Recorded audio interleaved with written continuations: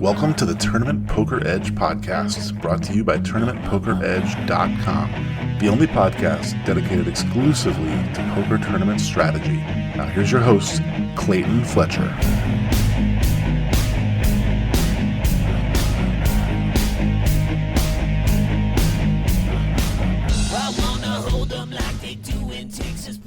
Hello once again, everybody, and welcome to the Tournament Poker Edge podcast. I'm your host, Clayton Fletcher, here in New York City, where I am still on lockdown, but as many of you know, I have been traveling back and forth to New Jersey to engage in some online poker fun on legal, regulated websites such as WSOP.com, and also New Jersey Party Poker has been fun.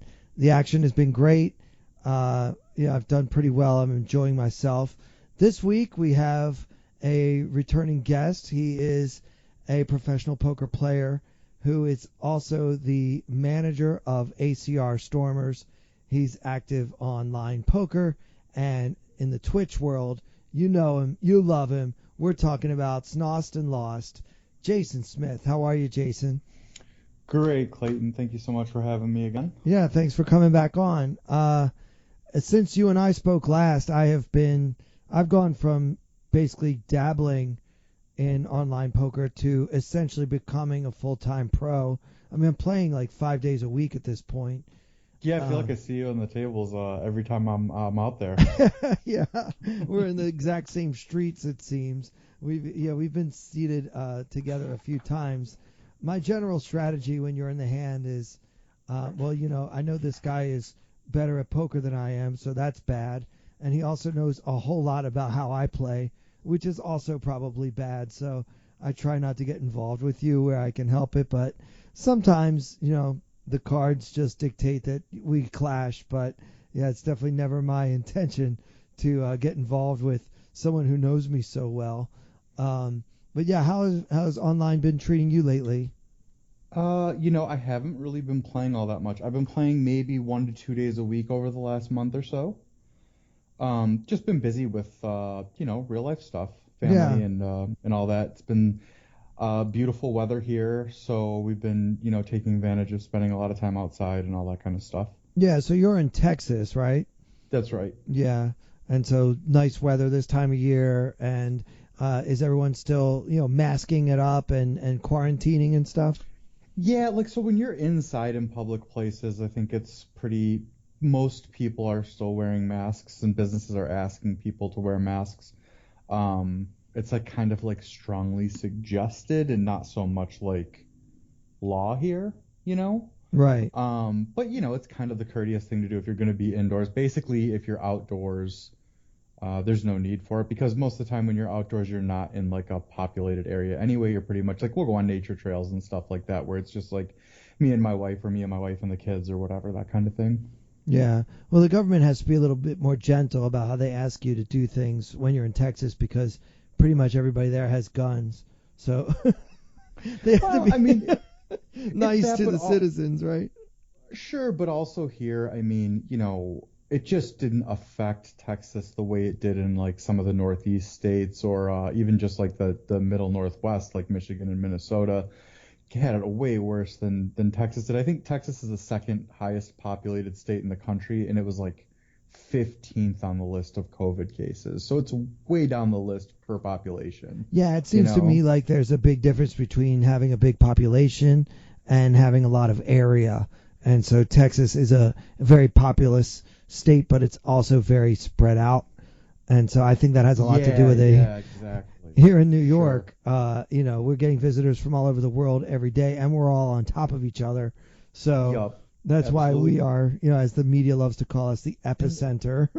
Why wouldn't we be the epicenter of this disaster as we are everything else?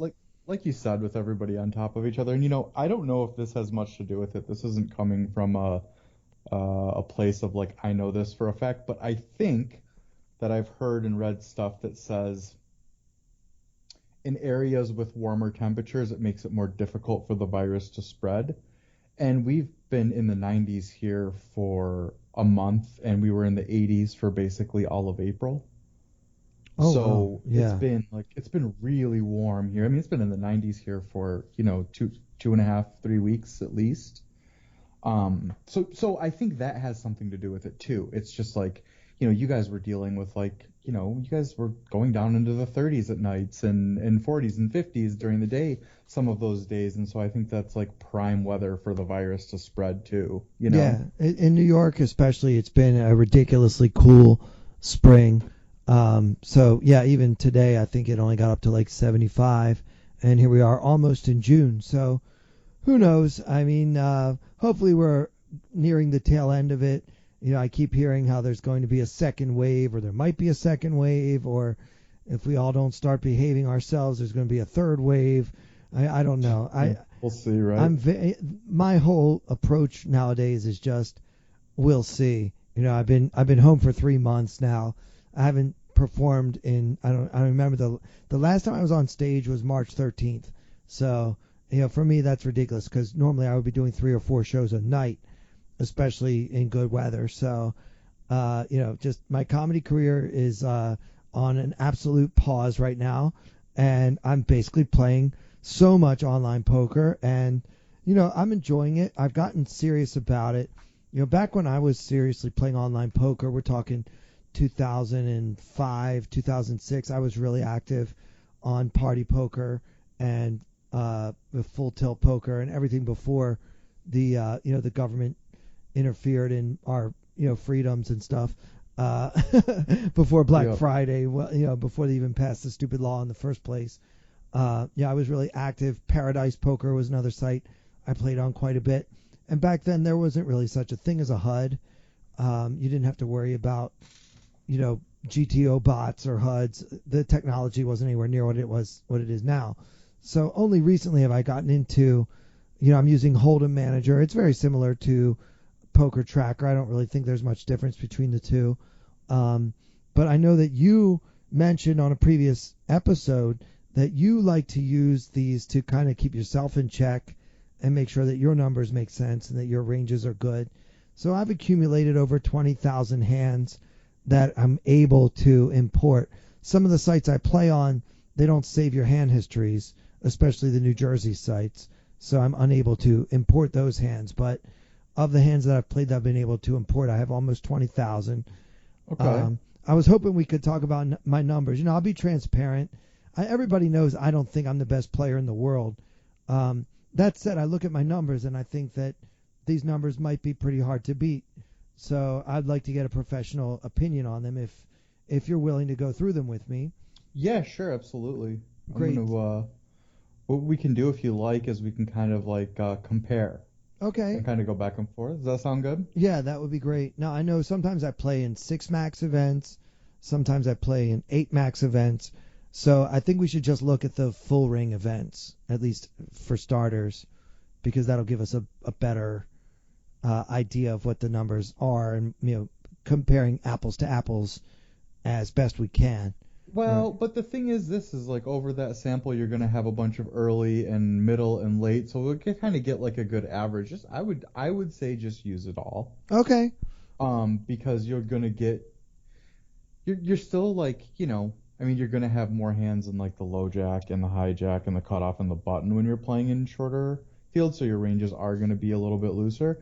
But I think looking at them all together is probably fine, especially Okay. with just a 20,000 hand sample. We don't really want to cut too many hands out. Okay. Well, yeah, I was also a little concerned because I made 5 final tables and I have 4 second place finishes and 1 first place finish. So those are really going to skew the numbers because you're playing almost every hand once you're heads up or 3-handed, at the end of a tournament. But yeah, even looking at that, those aren't a big percentage of the And overall in numbers. tournaments, you expect that though. You expect to have some of your hands that way in your overall sample, and you expect that's going to affect what your kind of numbers are that you're looking at. So I think that's okay. Okay, so if you say it's okay, I say it's okay, and we'll look at all of my hands and all of my numbers. So, I mean, obviously, the first place to start with any of this type of analysis is VPIP. And, just, Jason, if you could, for those who don't know, what is VPIP and what is it really telling us? So VPIP stands for VPIP, stands for voluntarily puts in pot. So it's how often you're choosing to put chips in. So if you're posting the big blind and checking, that's not voluntarily putting chips in. But if you raise or call a raise, you're voluntarily putting chips in, Or right? if it limps around and you're in the small blind and you just complete, Yep. that Yep. counts as a VPIP. All right. Yep. As long as you're putting chips in voluntarily, then that's where it's going to go. So I would say that strong players want to have anywhere from I would say 20 to maybe like 28 or something like that. I mean, you can be really, really good and have a higher VPIP overall, but it's really tough to be profitable when you're getting too much higher than like 28 for a VPIP for the average guy. Okay, so here's mine, 24.5. So right smack in the middle of your range really that strong. you gave. Yeah. Yep, that's strong.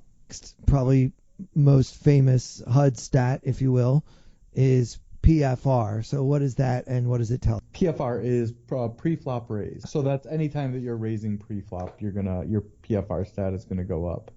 Okay, so that's not related to the VPIP. It's not a percentage of the hands that I VPIP'd. It's of all the hands.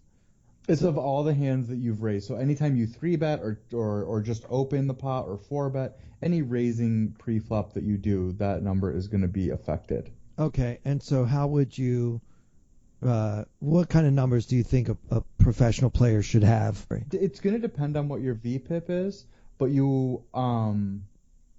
it's probably going to be right around like, you're going to want that number to be like around 75 to 80% of your VPIP in general, maybe a little bit higher than that even. So it can be as low as like say 15 or 16 and as high as, 24 if you have like a 28 VPIP, Okay. So with my VPIP of 24.5, I have a pre-flop raise PFR of 16.2. Ooh, so that means you're calling maybe a little bit too much. Okay. So yeah, it's not quite 70%. That's what that would indicate to me. Like if your VPIP is that far, that much higher than your PFR, it would say to me that you're flatting a little bit too much. Maybe just calling on the button or on the cutoff in spots where maybe you should be 3-betting a little more often, or maybe calling in middle position when maybe you should be turning your hand into a bluff, or like the kids like to call a value bluff, like you're raising for value but you're going to fold to a 4-bet. Like you should be doing that a little bit more often. Cool. Yeah, so while I'm playing, I always feel like I'm a maniac and I take so many spots to bluff and that I'm so wild and loose aggressive, and then hearing somebody like you say that I can ramp that up even more based on at least this one number, and this is a very important number, right? At least pre-flop, maybe I need to be more aggressive. Yep. I mean, it sounds like you're raising enough at 16. It's not like that number's too low, but it just seems like maybe your VPIP is too high compared to it. So there is too many like splashy situations for you where maybe you're getting involved in multi-way situations more often, or Could be. What is the thing I'm curious about is what your 3-bet percentage is going to be. Yeah, so that's my next stat that I look at. So the 3-bet stat is the percentage of the time that the player raises pre-flop when facing a single raised pot. So that's right. A much more narrow, right? You don't have as many opportunities to do that. 8.54.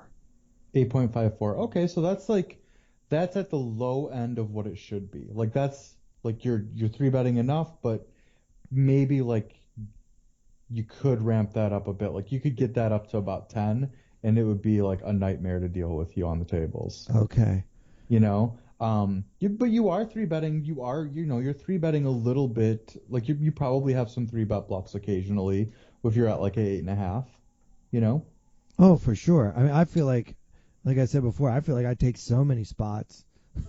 Like I feel like I'm constantly 3-bet bluffing and putting in the cold 3-bet. It's it's interesting that I thought, if anything, that someone that's as versed in this as you are would probably, if I had to predict, that you're going to say all these numbers are too high and that I need to calm down.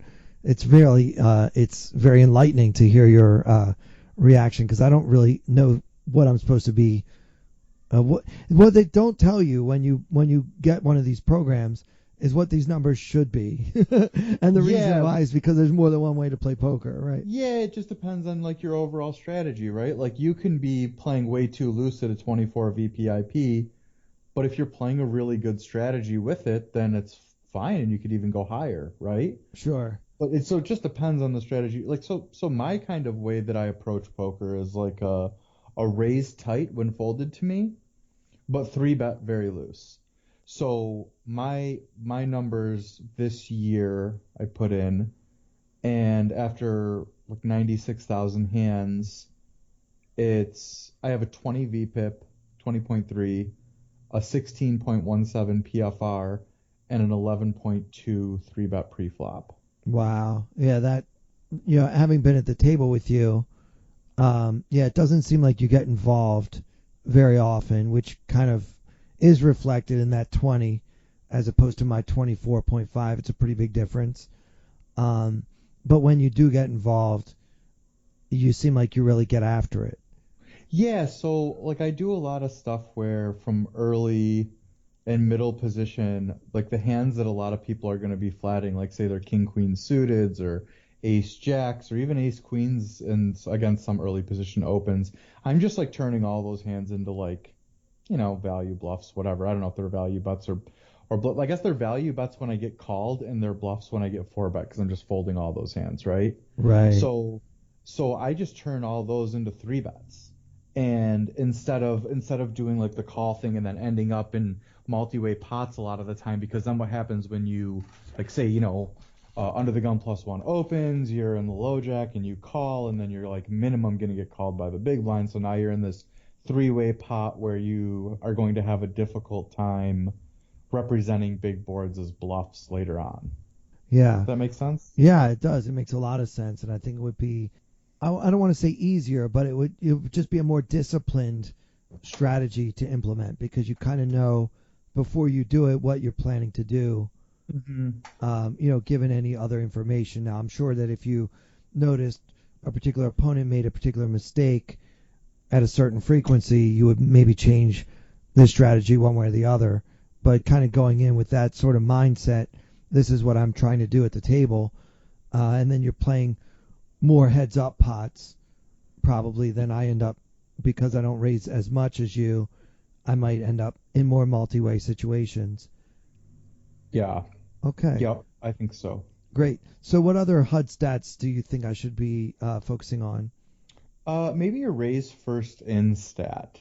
Okay. So that's one that I tend to look at that we didn't go over, like VPIP, PFR, and then raise first in. So that is when it folds to you, do you raise? Like, and you raise. Like you're the first person to raise in the pot. So, well, I guess like it limps to you also, but you're the person who's putting in the first raise. Like what percentage that might be. Okay. So let me see if I can locate that. Okay, here it is. It's 24. 24. So that's good. So that means you're raising quite a bit when it folds to you, or when you're or if it limps in, like nobody has raised yet and it gets to you, you're raising 24. That's good. Yeah, like in comparison, mine is 22. Okay. So you're even more aggressive than I have been, at least this year. Let me see all dates if I pull that up, what that number might turn to. Yeah, it's like 23.5 overall, so I guess I've been a little bit tighter this year than I have in the past. But yeah, but that's, I mean, I think that's just solid, Okay. a solid raise first in strategy. The interesting thing, so the way that I look at my stats too is I have them broken down by position. So I have all of these stats for small blind, big blind, early position, middle position, cutoff, and button. So I'm looking at like what is my VPIP from the button versus the cutoff versus middle position versus early position, that kind of thing, right? Sure. So I can see like or what my VPIP is in the big blind and the small blind, and for VPIP or pre-flop raise or raise first in, or even my 3-bet percentage, I'm kind of looking at that stuff to see like, and so one of the stats that I look at is my big blinds per 100 and my all-in adjusted big blinds per 100. And what that tells us is how much we're making in each position. But the difficult part for you to look at that right now is with a 20,000 hand sample, it's not quite enough. You want about 100,000 hands before you start looking at those stats and really relying on them for any sort of study. Okay. Because they can fluctuate so much in smaller samples, you know? Sure. So why don't we revisit that? I don't think it's going to take me long to get this up to 100,000 at the rate I'm Yeah. going. It'll be just a couple of weeks. Yeah. Okay. So that is something we will want to look at. But what do you think those numbers should be in case any of our listeners are, kind of comparing the numbers we're throwing out now to their own spreadsheets at home? What do you look for in those for those who have a large enough sample to really glean anything? In the big blinds per 100, you mean? Sure. So that what that's telling you is how many big blinds you've earned for every 100 paid in each position, right? So if you're looking at your big blinds per 100 in the big blind, you start at negative 100 because you're posting a big blind every time you're in the big blind, right? So you're going to have like a negative number in the big blind, but if you can get that down to like negative 30, negative 35, you're in okay shape. If you get it down less than negative 30, you're doing great, right? And in the small blind, it's the same kind of idea. Your big blinds per 100, you're starting at negative 50 big blinds per 100 because you're posting a half a big blind every time. Sure. And if you can get that down to less than 15, you're doing pretty well. And if you can get it down to around 10, you're doing great. Right. So Right? if you're a player, just to make sense of some of these numbers, if you're a player who absolutely never defends his big blind under any circumstances, not that such a player exists, but then you would have that negative 100. Exactly. Yes. You lose all your big blinds per every 100 hand.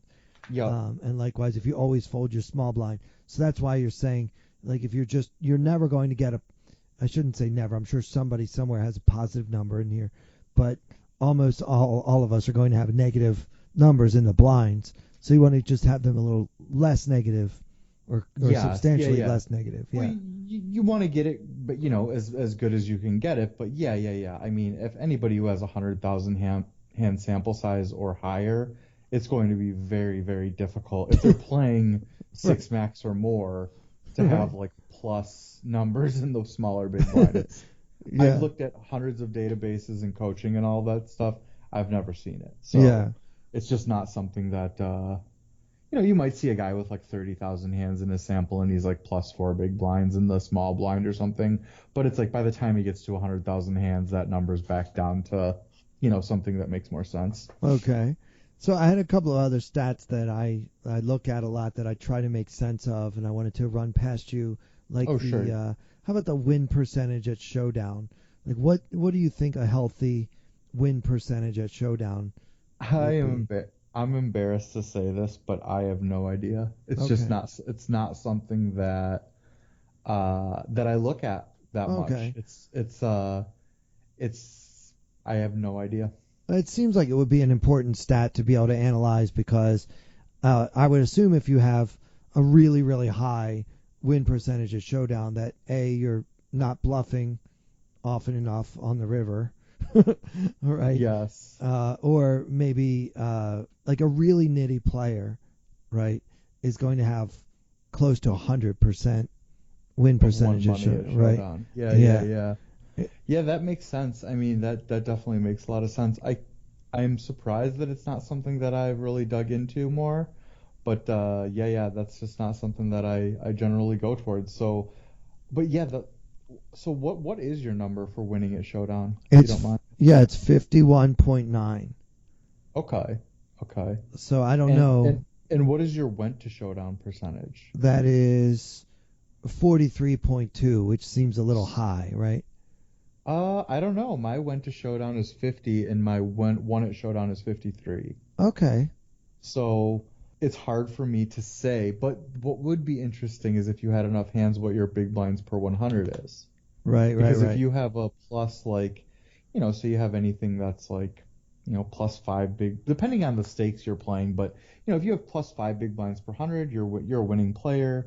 And if you have, +7 or 8, you're doing pretty well. And if you're like over 10, you're crushing the game. Right. Like, so that's what would be interesting to me is like what your when to showdown is, and also your big blinds per 100 to see like, well, whatever you're doing seems to be killing it. If you're like, say your big blinds per 100 is, 12 big blinds per 100 and you're doing really good, then maybe that 43 is great. But I wish I was better prepared for that. Right, but in a tournament chart, I mean, not all big blinds are created equal, right? Because the blinds keep, like, big blinds that you win later in the tournament are worth so much more than big blinds that you win in the first level of a tournament, right? Sure.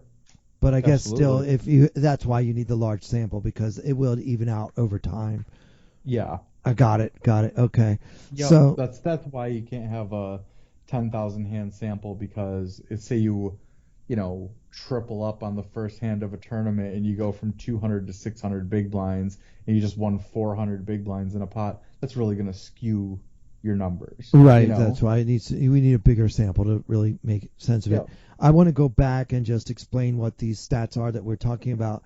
So I had asked you about the win percentage at Showdown, which is basically the percent of the time the player wins money at Showdown when he sees the flop. So it doesn't matter if you fold pre-flop, because obviously you're not going to get to Showdown. But this number is including all the flops you've seen, at least on this. I use Hold'em Manager, so that's what it says here. And then the stat that you asked about is the percentage of time that the player even sees the showdown after having seen the flop. Right? So Yes. when you don't fold between taking a flop and getting to the river, not folding at any opportunity, how often you do that. And I suspected my number was too high, but then you actually said that yours is higher than mine. But also, if you're starting with a tighter range than I do, you're V-pipping lower, right? So then you would want to go to the river more often than I do if I'm playing a few more hands. So, yeah, I mean, I think these numbers are fun to look at because it kind of gives you a macro view of your game, but obviously it still comes down to one decision at a time. You can't be thinking about your HUD stats while you're playing, right? I mean, no, that's part of the reason why I just try to I know what my strategy is, I know what my ranges are from all over the place, and I just sort of try to stay as grounded in that strategy as I can. And I feel like when I am using a HUD in game, and listen, I know there's some flawed thinking here, but just let me finish. So what I mean is, I know that I will deviate from my strategy more often than maybe I should if I'm looking at numbers in my HUD. And the problem in tournaments is that the sample sizes are just so small that you're only really able to identify like the worst of the worst players. Everybody who's like running reasonable numbers, you don't really know that much about their tendencies until you have thousands of hands on them, right? But if you have a guy where after 50 hands he has a 60 VPIP and a 2 raise first or a 2 PFR, then you know this guy is a goofball and you should just be trying to isolate him as much as possible, right? So I am missing out on that information sometimes, for sure. right, but if you're just paying enough attention to your table, you probably can pick up on that with, relative ease, I would think. Absolutely. Yeah. You see a guy who's a loose passive calling station type. I mean, they're pretty easy to spot, I think. Yeah, for sure. No, yeah. they definitely are. All right. It's just you just get into that. You get into spots where you miss that when you're playing, like if you're playing a bunch of tables. Recently, I've been down to like 6 at a time again. But if when I'm going through phases where I'm playing 12 or 15 tables at a time, I'm gonna miss out on some of that. Oh, for sure, because you can't pay attention to everything. That would be superhuman. All right, good. So before we get to the hand, I wanted to ask you about one more stat that I thought might be important. The fold to 3-bet stat. Now, this stat tells us the percentage of the time the player folds pre-flop when facing a 3-bet. Okay. So now, first, a question. Does that mean that I am necessarily the person who put in the raise? Yeah, I think so. I think it's a fold to 3-bet when raised first in, maybe. Okay, so I think so. it's somewhat tied to that RFI stat you mentioned. Yeah, I don't think you're gonna have like it's gonna be affected if like it goes raise and through or open and 3-bet in front of you and then you fold. Okay, right. So it's when I've already attacked this pot and now somebody plays back at me. What do you think is a good number for this category? Fold to 3-bet percentage. Again, it's not a number that I look at when I'm reviewing my hands, but I'll pull it up and let you know where I'm at with it. Yeah, I'm curious. Um, Especially with you starting with a somewhat tighter range than I do. You would probably be folding to 3-bets a little less often than I am theoretically because you're going to have generally stronger hands overall. You don't even look at these stats. well, I mean, there's definitely value in looking at them. Look, I am embarrassed that I don't know more about my went to showdown numbers and like what's good and bad. Like Right. when you asked that, I was like, oh man, I should know this. And kind of this stat too. This is a stat like almost everybody uses, and almost everybody who uses a HUD in game has this stat up because they're trying to figure out who they can pick on. But again, it's like, man, if you only have like 10 opportunities versus a guy, like what does that really tell you about his tendencies? Like not much, right? Right. And so how long does it take for you to get 1,000 attempts of fold to 3-bet versus a guy? I mean, how many overall hands do you have to have? Sure. Like 10,000, 15,000 hands? I don't know, a ton, Yeah, right? and So again, it's like you, I don't really pay that much attention to my opponent's stats. I mean, yeah, I'll have the HUD up while I'm playing, but I don't really use it that in that because especially with my limited number of hands on anybody, yeah, I can't really glean too much from the numbers I'm looking at. Sometimes something will stand out, like you say. I'm trying to figure out what my numbers are. I want to make sure that I'm not too exploitable. Like if I fold to a 3-bet too often, then I'm pretty easy to beat because all you have to do is every time I raise, just you know, get after it, and you'll get me to lay down too often, and you're printing money. By the same token, if I don't fold to 3-bets enough, then I'm probably ending up playing in inflated pots from out of position with mediocre hands too often. So you don't want to be doing either one of these things. So I'm just trying to make sure that my numbers are good for me, not so much trying to figure out who I can bully or whatever. yeah. Yeah, sure. And I'm looking at this fold to 3-bet number, and I think I was wrong. I think it does include times where it's just a 3-bet in front of you too, because I have like a 91 and a 93% fold to 3-bet from the small and big blind, and I mean, I don't think that I'm raising enough hands in the big blind when it like limps to me for me to be raised folding 93% of the time to 3-bets. That's got to be wrong. So it is anytime you just fold to a 3-bet. To any 3-bet. Okay. Any 3-bet, like even if it's like there's a 3-bet in front of you and you've now folded, like that counts. That does count towards it. Okay. According to the way these numbers are calculated, mine is a 78.3, so I'm folding like almost 80% of the time when there's a 3-bet. What about you? Wow. So I wonder if, and we don't use the same program. So you're using Poker Tracker and I'm using Hold'em Manager. So our numbers are so different that I'm really wondering because I'm only at 29.6. Oh, for fold to three, do you call 3-bets a lot? Like you open and then they 3-bet and you just call them? I don't feel like I do that a lot. No. I feel like I do that probably some because sometimes the Yeah. 3-bet is so small that the price is too good. So I know that I'm kind of taking the worst of it. You know, for example, like if I open with, if we put some actual hands on it, like if I open with like a suited Jack 10 and the guy like min clicks it back and it folds back to me, now I'm going to be out of position with Jack 10 suited. I know I don't have the best hand, but I'm getting like 4.5 to 1.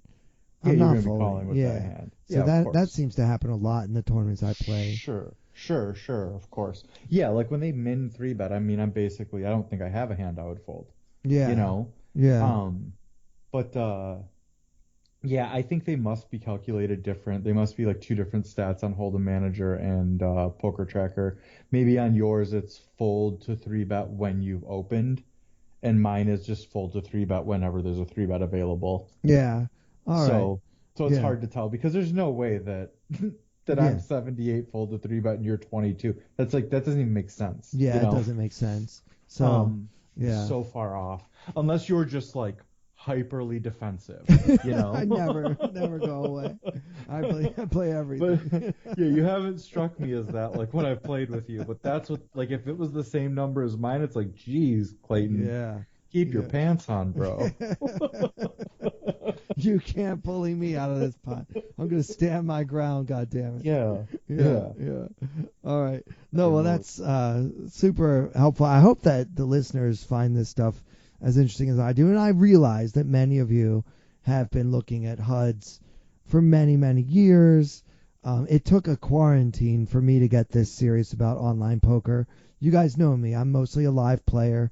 I'm getting more serious about my online game just because that's all I can do right now. This is my sole source of income, essentially, for the moment. So I apologize to anyone for whom this is like so rudimentary in such a review, but I think it's kind of eye-opening that some of these questions, even Jason here, who's very, very skilled in these areas, didn't really have an immediate answer for some of these questions, which I think reveals that there are a lot of ways to play poker and probably a lot of ways to look at these numbers.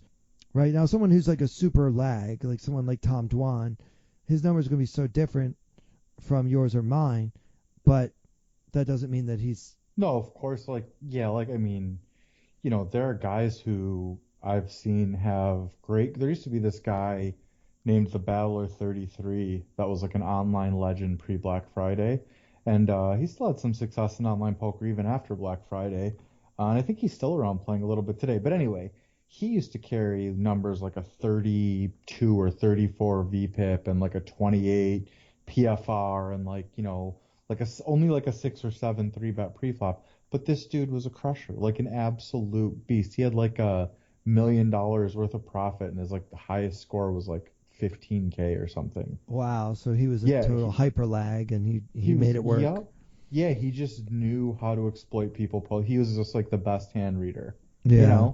And so he knew how to exploit people post flop before, when everybody was still trying to figure out like what to do pre-flop. He was like, just a guy who just understood the game deeper than other people. And the funny thing is he's the kind of guy who, like, it would be difficult for him to explain his strategy or what he does, but he just knew what he was doing. He was just really good at what he was up to. Yeah, for sure. And that's that's a good guy to be, a step ahead of the game, if you will. Yeah. And it's tough to play against somebody when they're doing things you're not expecting. Poker players are easy to play against when they're predictable. When they're unpredictable, it makes it a nightmare, For sure. Definitely. And that's why when people tell me there's a lot of bots on a certain website, I'm like, I'm not too scared of that. At least if I figure out how the bots play, I could probably exploit them too. Yeah, for sure. All right. So I know I had asked you if you wanted to bring a hand to discuss with me. So were you able to find one? Yeah, it's a pretty simple hand this time, but it's a situation that we run into a lot. And Great. So I'm hoping that we find a way to teach people a trick on hand reading and when to attack when we have a range advantage and to win a small pot more often. So Great. Hopefully we can figure that out. So it's a situation where we're at a full table and we have like a 29 big blind stack. Okay. And we have king queen in the big blind. Okay. So what are the blinds? Oh, the blinds are 1150 and 2300. I love online poker. 1150 I know, and 2300. And there's some kind of ante, I'm sure. Yep. All right. So we have 66,000 behind our 2300 big blind that we've posted. Okay. A guy from the low jack opens to 4,700, so it's basically a min raise plus a chip, right? And we're in the big blind with king queen, and we elect to just call and see a flop. I have no problem with that. Yep, being 30 big blinds deep. So now there's 13,000 in the middle. I don't know, what does that translate into big blinds with 2,300 as the big blind? I guess there's 5.67 big blinds. Right in the middle. Yeah, another way we could do it is let's figure out your SPR, real quick. So how Yeah. much is left in your stack? Basically 5, like a 5 SPR going to the Okay. flop here. Yeah, so now one thing I think of in a heads up pot, if I have an SPR of 5, if I flop, the type of hand you're usually going to flop, if anything, with a king queen is maybe like a top pair with a decent kicker is kind of the most likely playable hand that you're going to make. Uh, so you're not really trying to get all in. You have too many chips to try to get Yeah, all we're in if not we're that's all not you going have. for too many check shoves or anything like that. Yeah, No. it's a little too deep. No, we're a little So too deep. yeah, Yep. no. If your SPR is 3 or less, then you can start thinking in those terms. But I think Yep. around 5, it's where we're just going to be wanting to play a smaller pot probably, unless we really smash this flop. So, all right. So what comes out? Okay, so we have the king of spades and queen of diamonds, and the flop comes 10 of hearts, 7 of clubs, 6 of hearts. Okay, 10, 7, 6 with two Hmm. hearts, Yep. and we So the have king of spades and queen of diamonds. queen of diamonds. Okay, so we So we don't have have a heart. no kind of flush draws or backdoor draw. No kind of backdoor flush draws or anything like that, Right. right? We have no pair and no draw unless you count a potential backdoor straight draw. Yeah, 2 overs and a backdoor straight draw is what we have here. Okay. But the flop comes 10, 7, 6, and we're playing from the big blind, and this guy's raising from middle position. So he's not going to have like any 2 pair combos, or at least he shouldn't. Um, and he's only going to have a few of the 10x combos, where we're going to have all of the 10x, especially like the suited versions, like 10-2 to 10-5, and then the offsuit versions 10-6 off and up. Um, he's not going to have any of that stuff, not until you start getting to like 10-9 or 10-8 suited maybe. Um, and then offsuit 10s is probably like 10 jack is the lowest thing he's going to have here, and maybe even 10 queen, right? And so we're going to have a bunch more top pair than he's going to have, although he's going to have stronger top pairs than us on average. Um, we're going to have all the 2 pair combinations. He's not going to really have any of those. Maybe occasionally a 7-6 suited he could have for middle position. That's possible. Um, but we're going to have all of the sets. So he's going to have overpairs, but there's ways for this board to run out where we're going to have a pretty good range advantage. We're going to have more combos of 8-9 because if he has any combos of 8-9, they're going to be the suited versions, so only 4, and we're going to have all the unsuited versions, which gives us like, an additional 16 combos, right? Yeah, and that's huge. And That's a huge difference. I mean, we are. yeah. We're going to have it 4 out of 6 times, like it based on like how many combos we have. So 2/3 of the time we're going to have it, and only 1/3 of the time he's going to have it. But so my plan on a board like this is almost always going to be a check call, right?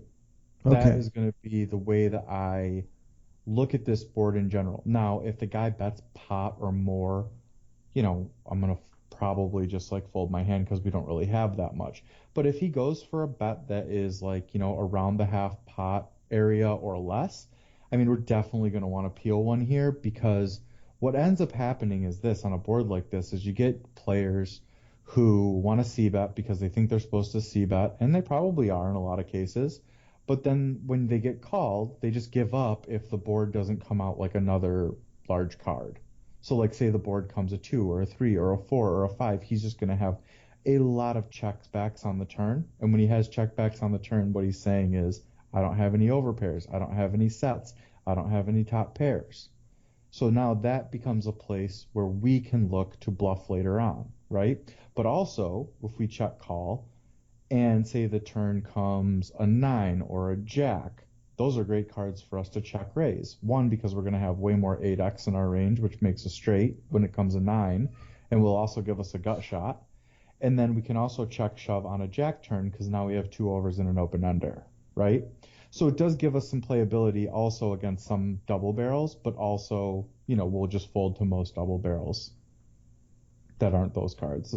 I know I just said a lot there. No, I'm Are we good following with you. all that? Yeah, no, I Okay. think this is great. So, I mean, to summarize, you're going to check and call on this flop most often because there are a lot Yeah, of ways there are a lot of ways you can end up winning this pot because at the end of the day you have something of a range advantage against what this guy should be playing from middle position. Yep. Yeah, and that's great because many times players will just say, "Well, I missed a flop. I don't have much. There's two hearts and I don't have a heart, so I'm just going to check fold." But they could be missing out on some opportunities.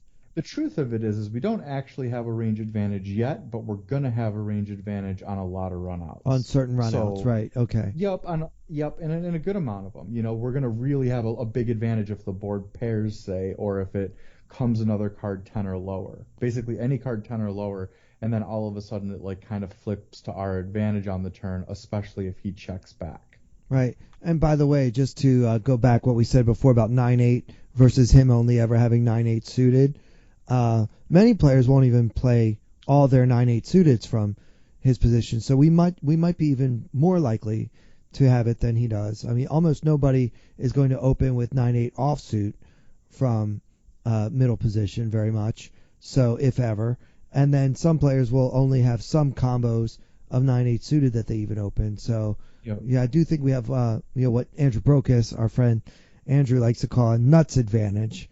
Yeah, we definitely have the nuts advantage for sure. Yeah, which is significant, particularly like you say when that 8 or 9 hits on the next Yep. card, because now it's really just it's hard for him even when he has a big overpair like he might choose to represent, just because he won't have the straight as much as we will. Yep. All right, so I like it. So let's go to the turn. Okay, well, we checked, and then he bets. So he does bet. Mm-hmm. And he bets 2.23 blinds, which is about like 40% or so. A little less than half the pot, right? So Yep. so we're going to we call that. like our Yeah. plan. Mm-hmm. And now there's just over 10 big blinds in the middle, so just over 23,000 chips. I have 25,000 or 25 big blinds back, so I have about 2.5 times the pot now. Great. The turn is the 3 of spades. So now we have 10, 7, 6, 3. Okay. How do we so, feel about this card just before we get into what you did? Is there anything Sure. to say about the 3? No, so the thing I would say about the 3 as a plan is I would be check folding, and I would be looking to turn my hand into a bluff if he checks back. Like, that's my plan, is just on this card, it's like if he double barrels, there's no reason for us to continue. And if he doesn't, then it's like now there's an opportunity here. I like it. Mm-hmm. Okay, great. So then we check. So we're going to check, and he checks. Okay, so you just said, if he checks back, we're going to look for a river that we can actually look for bluffing opportunities on.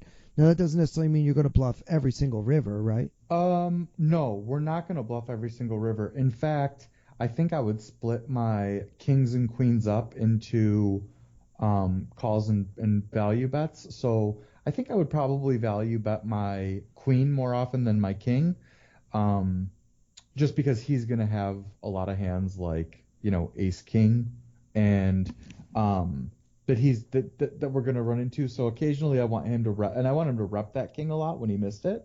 And he's going to rep the queen less often, so we're going to get a lot more checkbacks when a queen comes. So I like taking the lead in value betting when the queen comes, but checking as a way to bluff catch when the king comes, right?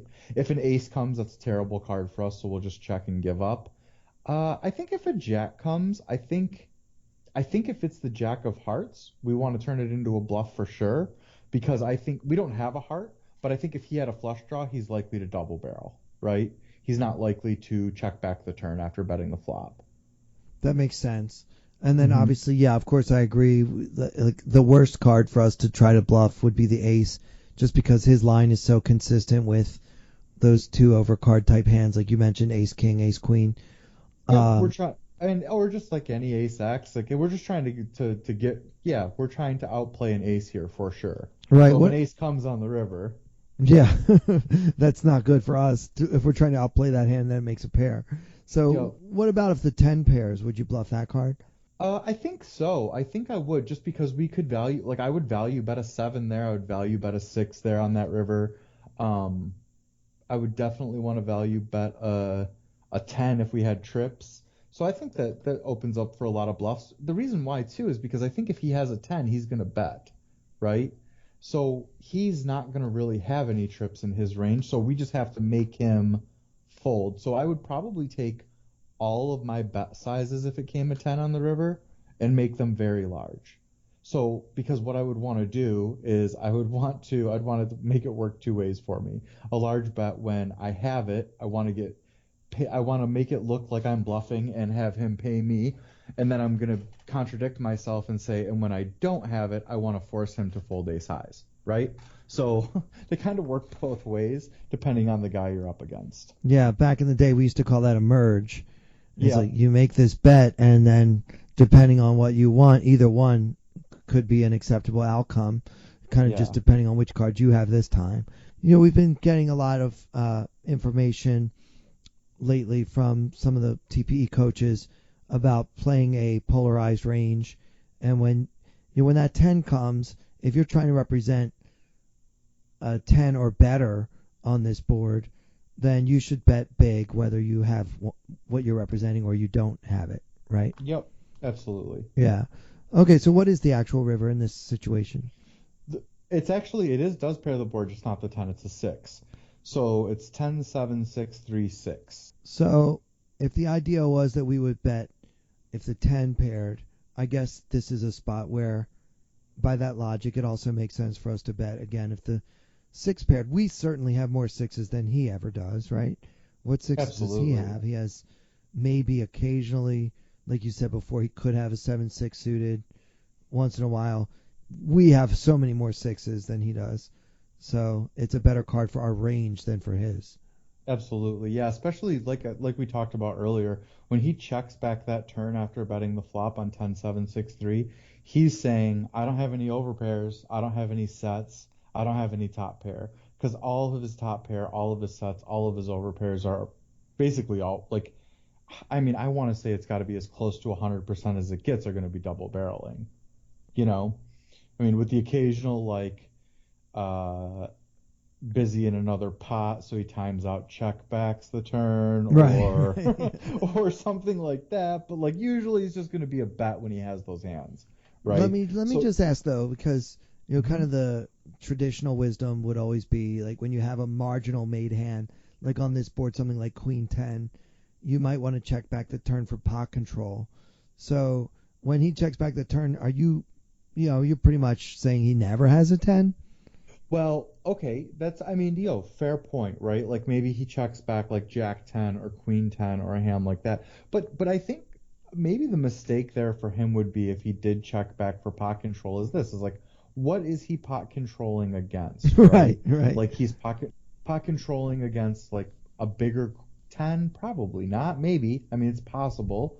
But he's going to be losing a lot of value from worse 10x. He's going to be losing a lot of value from hands like 7-8, 7-9, 6-8, 6-9 that are likely to call one more street. He's going to be losing value from the flush draws. So really, like I think a very good player would not try to um, pot control top pair in a situation where even Jack 10 is going to be so much better than the majority of 10x I have because I'm going to have 10-2 suited, 10-3 suited. Well, 10-3 is two pair, but 10-4, 10-5, 10-8, 10-9. I'm going to have all these 10s in my range, Right, you know? because all you did is min So, raise against the big blind, and you end up in a pot in position against the big blind, who basically has virtually any two cards. exactly. And so, yeah, pot controlling in this situation, in villain's shoes, if you will, doesn't really make as much sense as pot controlling against, Um, maybe another player who had V-pipped in the first place. and if it's like a rainbow board occasionally here and it wasn't so connected, like let's say it's like Jack 7-6-2 or something like that, like maybe in that spot, like there's some argument for checking back his weaker jacks on the turn so that he can bluff catch the river. That's fine. But there's just so much value to get when you have top pair on a board that's so.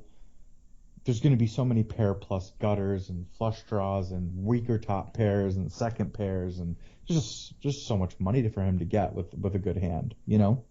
Okay, that makes sense. So I assume we are going to bluff here with King High on the river? Yeah, I mean, we are going to go for it here. I think, I don't know what I bet here. I haven't looked at what the sizing is going to be. If I know myself, it's probably something like 7 to 8 big blinds on the river here. I'm going to go kind of on the larger side, but I definitely see an argument for just betting like 4 big blinds and trying to make it look like I'm trying to get paid by with a 7 or a 3 or just something weak, right? Like I'm trying to get some thin value, and that actually works quite a bit. Um, but I generally tend to just like make all my bets larger post flop. We've already discussed I'm kind of a nit, so my ranges are going to be a little bit stronger, and I'm going to be trying to get max value when I have it as often as I can. I don't know if we've necessarily established you as a nit. I just think we I agree that know. you're in there a little less often than I am. So that doesn't really prove anything. It was always a joke when I used to be a streamer that I would just constantly look for ways to talk about how big of a nit I was. So I'm just kind of going back into that mode. Okay, so can you reveal what your bet sizing was here? Oh, sure. Oh, wow. Look at that. I did go very small. It's surprising. If you would have made me bet you $100, what my sizing would have been, I would have lost because I ended up betting 2.5 big blinds, so a quarter Wow. here on the river. Wow. So into a 10 big blind pot, you bet Yeah, two and a just half. really trying to sell him like, hey, man, I have a 7, pay me, you know? Right. And And also, he's never going to fold a 10 anyway. So if he has that somehow or some big hand, you just lose less. yeah, exactly, exactly. Yeah. And if he makes a good call with like, ace jack or something, then hey, man, nice hand, you Yeah. know? Yeah. No, I like it. I mean, you want to make that bet once in a while for value. Hmm. So you should make it sometimes as a bluff as well, of Yep. course. I Just, definitely mix it up, but I know in general I'm definitely betting larger. yeah, I'm a little surprised that you went that small on this too. Did he lay down? Let's see. Yep, he does fold the river. So, but the reason why I wanted to bring this hand up, and I just want to make this point, is that we end up in these situations all the time when we're in the big blind where we're defending a wide range because that's what we're supposed to do is we're getting a good price, we're going to see a flop, right? And so often, weaker players are seeing this board or inexperienced players, let's say, and they're just like, oh, I don't have anything. I don't have any backdoor flush draws. I just have 2 overs. It's 10-7-6, so I'm just going to fold to a 40% pop bet. And it's like, well, wait a minute, this runout's going to be really good for us, and it's going to be really difficult for him to have double barrel bluffs that aren't like really big semi bluffs. Like if he doesn't have a flush draw or a pair or an over and a gut shot or something like that, he's going to be just like giving up with all of his ace jack, ace queen, ace king, ace nine, ace five hands, right? Sure. Yeah. And so it's like it's just one of these we see this spot all the time and it's so important to like look if you float the flop and they check back the turn and you're playing from the big blind, you should be looking to bluff a lot of rivers, especially when the river doesn't run into a hand that he's likely, bluffing on the flop that would check back the turn. So if the river's not king, queen, jack or ace, you should be looking to bluff this a ton. Now, I don't want to use this hand as the example with that advice because a lot of the time in this spot we're going to have a hand like say 9-4 suited, right? And it's still a really great hand to bluff. It's even a better hand to bluff because we're not blocking any ace king or ace queen where this hand is, right? So yeah, just on these like kind of low boards, don't be afraid to peel one on the flop and see if the guy's willing to double barrel or give up. Yeah, it's a really solid lesson, and it's a great way to try to going back to the HUD and your overall big blinds per 100 from the big blind. This is a good example of one way that a good player can get his number a little less negative, if you Yeah, will. we're making up some big blinds in a spot like this for sure. Yeah, and it was by some somewhat creative thinking and just seeing range versus range as opposed to I have a red king queen in this spot with this board. So I like it. I like it a lot. So what else is happening with you and TPE and or with the ACR Stormers? So I haven't made a new series in a while. It's been difficult with the quarantine and the kids home all the time, having time Sure. to have the quiet. I need quiet time to make a professional video, right? Like I just need space where I can be completely quiet, and it's really difficult to do that during the day. with the little ones home. So I'm hoping to be able to make one, as the world starts to open up a little bit more, like we talked about earlier, sometime soon. I don't have any dates or anything like that, but hopefully we'll be able to make one in the next month or two. As far as Stormers, we're always growing. We have like 70 some Stormers now. The team is great. They're doing lots of stuff promoting and they have all kinds of leaderboards and giveaways, and you guys should check out ACR Stormers on Twitch if you aren't already following a bunch of the Stormers. It's a really, really cool community, and there's lots of awesome value. Oh, Derek, Killingbird, the TPE guy, he's a ACR Stormer. He has a home game on Tuesday nights. So yeah, check him out too. I actually stopped in on Twitch this past Tuesday and said hello to everyone in the chat and watched Derek. He didn't seem as drunk as usual this time, so that was cool. He wasn't having as much fun, huh? Yeah, but I agree. It is a really strong community. So can they just go to Twitch and then search for ACR Stormers? Yeah, they can do that. Or they can even go to acrstormers.com, and there's all kinds of schedules of who streams when and who has home games when and what kind of promotions we have going at acrstormers.com. Terrific.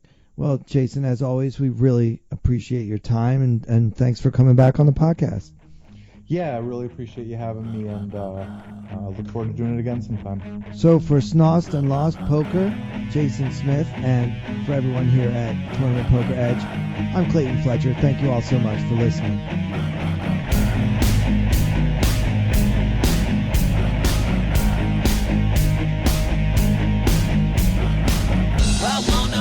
Like they do in Texas plays. Fold them, let them hit me, raise it, baby, stay with me. Luck and intuition, play the cards with babes to start. And after she's been hooked, I'll play the one that's on her heart. Oh, whoa, whoa, whoa, whoa. I'll get her heart, show her what I got. Oh, whoa, whoa, whoa, whoa. I'll get her heart, show her what I got. Can't read mine, no she can't read a mile. Poker face, she's got to love nobody. Can't read mine, no she can't read a mile. Poker face, she's got to love nobody. Poker face, poker face. Poker face, poker face. I wanna roll with her, a hard pair we will be. While little gambling is fun when you're with me. I love it. Russian roulette is not the same without a gun. And baby, when it's love, it's not rough, it isn't fun. Oh, whoa, whoa, whoa, whoa. I'll get her heart, show her what I got. Oh, whoa, whoa, whoa, whoa. I'll get her heart, show her what I got. Can't read mine, no she can't read a mile. Poker face, she's got to love nobody. Can't read mine, no she can't read a mile. Poker face, she's got to love nobody. Poker face, poker face. Poker face, poker face.